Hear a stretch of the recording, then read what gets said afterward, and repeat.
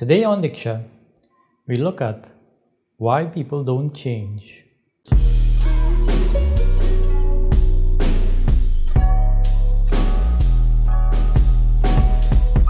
Now, before we talk about why people don't change, we have to understand first that people exist in nature. And the definition for that is quite simple. We exist in an environment. We are sustained by the environment, and we cannot live without the environment. So although we may forget so at times, we depend on nature, our surroundings, not only our direct surroundings, but also things like air, water. These things nurture us.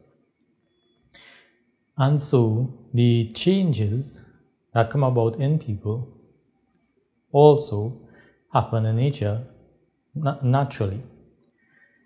Or I should say that change is a natural process in nature, which is contrary to the opening statement of this episode, which is why people don't change. And when we usually say that, when we think, well, somebody would not change or somebody is stubborn, we think of it in a short-term basis, and we tend not to look at it over a lifetime or over a long period, because naturally as human beings we will be looking at the immediate future for survival. So the first question that must be answered is, what brings about change?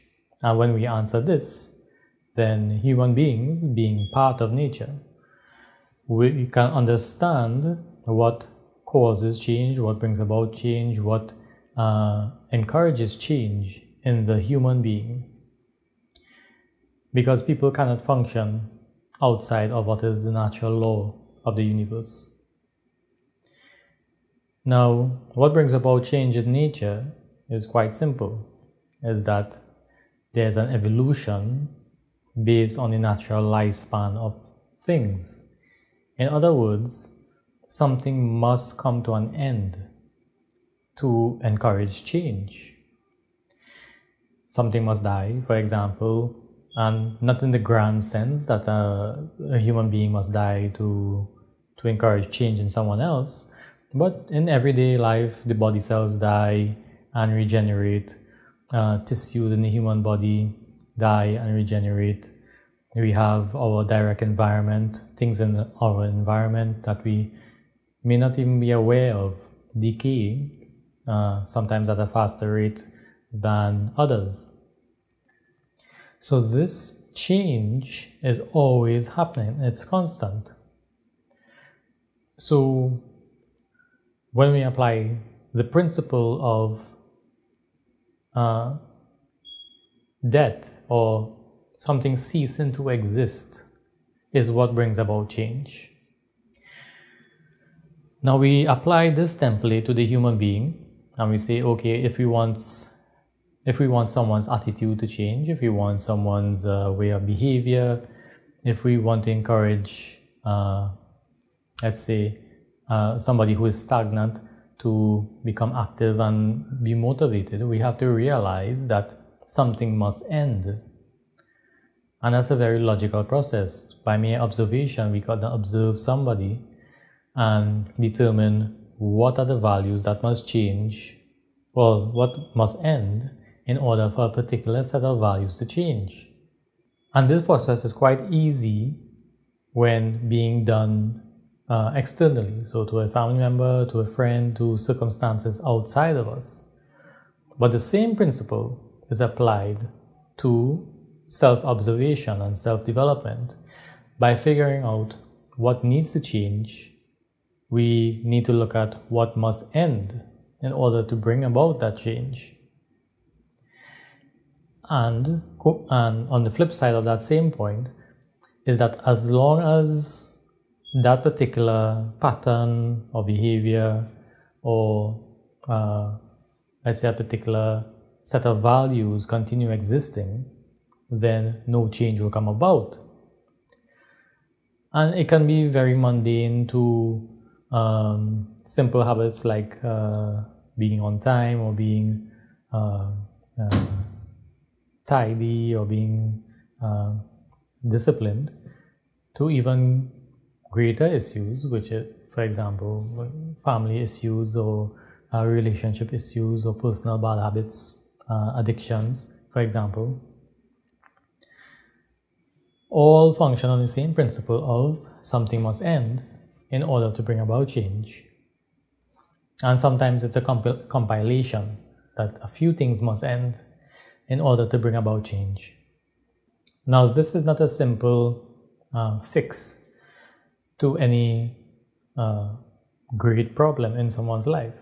It's simply a question that we ask ourselves, that if I as an individual want to be better or want to change myself, what must end for that change to come about? So for example, you want a child to stop playing video games. That's a common complaint these days. So you want them to change, that they don't play any video games anymore. And well, a simple solution will be, well, let's say for example the child spends 4 hours after school on playing video games, and as a parent you'll say, well, I want my child to be more active. Then the parent must now look at the situation and say, well, what do I want to change? I want them to spend 1 hour on video games probably, and 3 hours on helping out around the house. Simply put, the amount of time that the child has available to play video games, that needs to change. Not cutting out the activity of video games and then the child has nothing to do. So giving the child other responsibilities and duties is a way of lessening naturally the amount of time spent behind a video game. And although me sitting here and saying it sounds very simple and mundane, but it's not as simple a process. And this is where logical thought and planning and all these things come into play. So there's a lot of thought and consideration that goes into changing. It's not a lazy activity. It's not something that can be done by merely having a good intention about change. So change, as a natural part in nature, happens with the death of something. An idea or some minor organism brings about change. And although we as human beings tend to see the results of change in a grandiose way and neglect the smaller mechanisms of change, this is where I think a lot of people will falter in having an idea of how change happens. And what I mean simply by that is, for example, viruses and bacteria have the ability to cripple and kill human beings. And a virus and bacteria are very microscopic organisms, but they are very powerful. In the same way, microscopic changes have a great impact in our life. It's not as though making small changes have little value. On the contrary, small changes have a lot of value. As in the example of bacteria and viruses.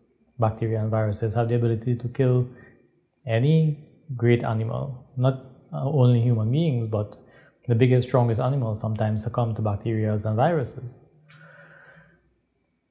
So for anybody who is looking to make change or thinking about developing as a human being, it is very important to look at the things in life that must end in order for us to progress forward.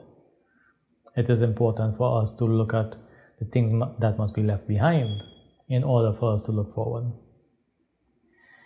Now that's from the self-analysis point of view, and that's from the, let's say, the philosophical sense of the subject.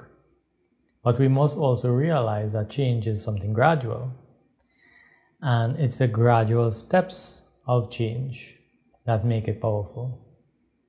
So, because it's about consistency, and it's about the idea that when we make a simple change, that there's no going back, there's no stepping back, there's only stepping forward. All of which fall into part of planning how we change.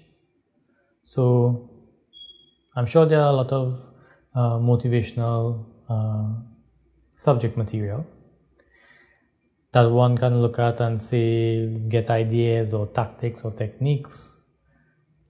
But we have to realize that the process itself is natural. It's not something that can be thought out and planned out only on the intellectual basis. It must feel a certain way.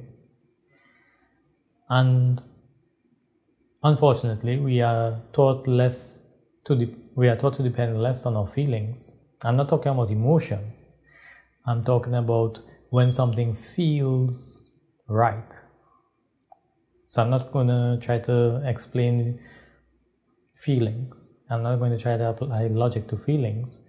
What I am saying is that something feels right, and that alone gives you the idea that you are heading in the right direction.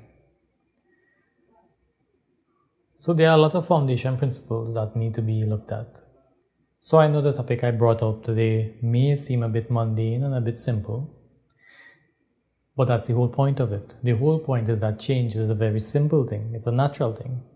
It's something that plants do and animals do, and we as human beings think of ourselves as a lot more intelligent than our surroundings. So the ability to change is supposed to be something that comes easier. So I'd like to thank you for joining me today on Diksha, right here on Sankhya TV, the first Hindu TV station in Trinidad and Tobago, and your #1 choice for inspirational, cultural, and spiritual programming.